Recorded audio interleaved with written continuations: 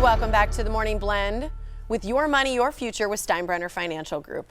Well, today we are going to talk about bad money habits, okay? These are things that you need to quit ASAP. There are a lot of things that we all do that hurt our financial future. But there is good news. We've got some good news here. There's always things you can do to change. Kim Steinbrenner is the financial advisor at Steinbrenner Financial Group.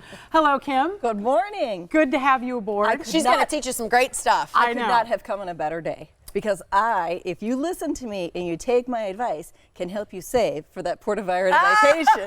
There you go. It doesn't just happen. You don't put it on a credit card. If you want to save, you want to be a good saver, that's a great location. That's a great destination and a great goal. Great goal. I But like you're that. right. It doesn't happen unless you do something about It it. doesn't happen unless you do something about it. I know you have some good tips for saving, just to get people started on the first step. What is a good first step? First step is to be careful of your spending habits because I talk to people and they're like, well, it just comes in and it goes out. I don't even think about it. The ATM card is just always there. So I put $100 in my wallet at the end of each week, Friday, take $100, put it in my wallet. When that money's gone, I'm broke. But what do you spend that $100 on? Because a lot of people will say, well, you could easily spend that on lunch, or does this also count for food? It counts for everything. I pack my own lunch. I'm very careful about how much I spend on my coffee. Yeah. And one fun happy hour can blow your whole budget.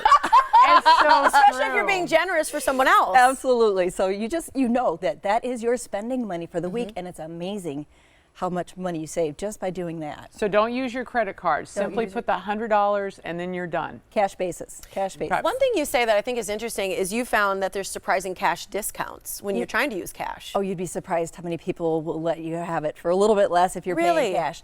Especially businesses that have to pay for that 3% for their For sure. credit versus debit.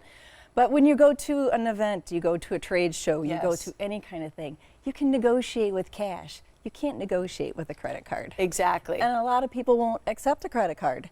You can't go into a craft fair and pull out your ATM card and say, here you go. Yeah. Right. No, you have to. And I think so many of us don't carry cash anymore. No, I know. they don't. After your last segment, I'm starting to do that again, where I'm like, okay, I'm going to put the cash in my wallet and do that. And I think that that's a really good suggestion. You also say something about unused grocery cash, and what is that? Well, I kind of mentioned, I take cash to the grocery store. Take my driver's license, I take cash. There's no debit card.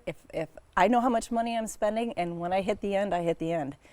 But because I'm so careful, I end up with more in my pocket. Yeah. So I stash that money away. You're stashing it. I seriously, that can make a great vacation fund. Yeah. You wouldn't believe how and it's fun to count it each week. Oh my gosh, look how big this is getting. Yeah. It's a lot interesting. of fun. My husband's going away on a guy's trip and he's kept his change. Now I know he's like going to be. change jar. He'll be spending more than do the the same change thing. jar, right? I saw the commercial. The guy brings out his bag of change to pay for his date's dinner. Oh yeah. Oh no! Yeah, maybe don't do that. Don't do that. Yeah, Not until or you're other things. married. Or And bring it in to cash it for dollars first. Yep. Right. Let's talk about mortgages and making sure that you have like a period of savings. Okay. When you're saving, so many times you think of, okay, what do I have left at the end of the pay period? What can I stick away? Your mortgage payment, your car payment, your insurance payment, you have those pulled out of your bank account every week or every month automatically, and you don't think about it. Add a savings component to that. Figure out a dollar amount, $200 a week. Have it automatically auto-drafted to a savings account someplace else, not at the same Why day. is automating it so important? Because it feels like another bill. It's another part of your budget, and you know that it's going to be gone. So when you're mentally thinking, what's my balance? I know that the day after I get paid, that's going to be out of my bank account. Right. You almost forget you even do You it. forget you even do You it do. because it's just your new like normal. your 401k. You don't think about it because it's not going to be as part of your spending money. It's gone. So these are things you also want to automate and do that for your emergency fund. That's what you're saying with that extra. That's the couple hundred. easiest way to establish your emergency fund. 3 to 6 months, they say. If you're single, 3. If you're married, 3. Sorry, single, 6. But especially if the other spouse is working, Gotcha. having an emergency fund is so critical. You know, I've mentioned before, 1 or 2 missed paychecks for whatever reason can completely spiral your. And how should people adjust what their emergency fund is? Like, is that based off your income, or is it 1,000 to 5,000? Like, where do you think is a safe spot? Discretionary, non-discretionary spending. What's your mortgage payment going to be?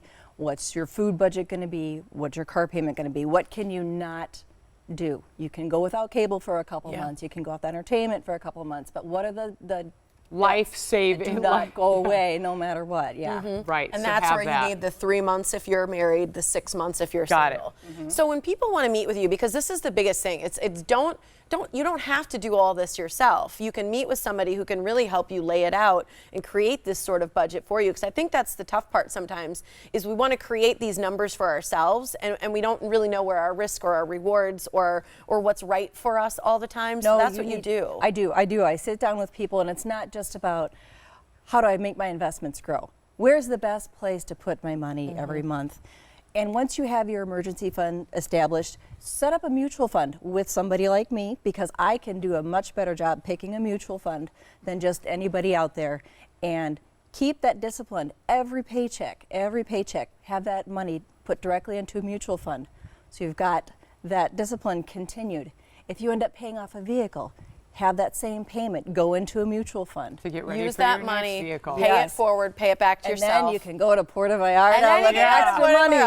And here's how you do it. You meet with Kim or one of her great staff. Give her a call. Here's how you can do it at 414-266-1900 for Steinbrenner Financial Group or steinbrennergroup.com. Thanks, Kim. Thank you so much. It was really great to see you today. Yeah, nice to see you.